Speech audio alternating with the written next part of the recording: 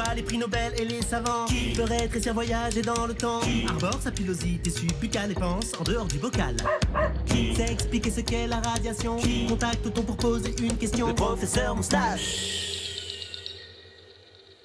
Oh, c'est prof, qu'est-ce que moi, c'est une glaçon, impossible, c'est dur, aïe, aïe, aïe, tout. C'est vrai, ça.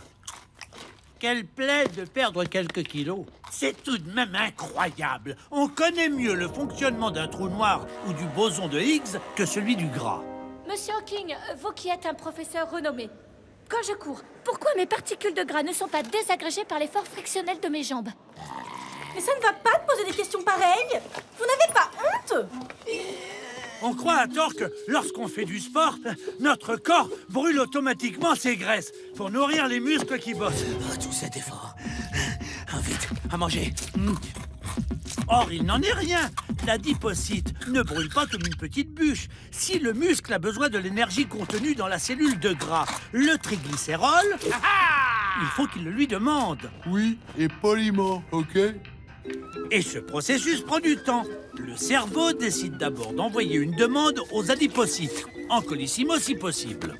Pour la région sous la ceinture, c'est double tarif. À l'intérieur, la cellule de gras trouvera un message sous forme d'hormones et d'enzymes. Ça fait déjà 20 minutes que vous courez, quand enfin le colissimo arrive aux muscles.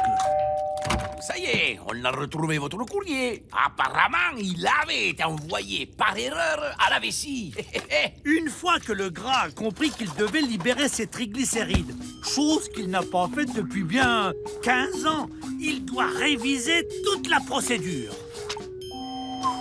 Ouh là là. Après dépôt du dossier d'autorisation de lipolyse avec photocopie de son avis d'imposition lipidique et de son relevé de revenus des lipases hormonosensibles, Tout ça pour un jogging de 30 minutes. alors enfin, l'adipocyte peut libérer ses triglycérides, qu'il envoie à son tour aux muscles sous forme d'acide gras et de glycérol. Par chronopost, s'il vous plaît. Et là, il a vomi tout son cytoplasme. Le pauvre bout de chou. Oh là là, je te raconte pas la nuit qu'on a passée. Bref, vous l'aurez compris, le sport n'élimine pas instantanément du gras. C'est un processus très long.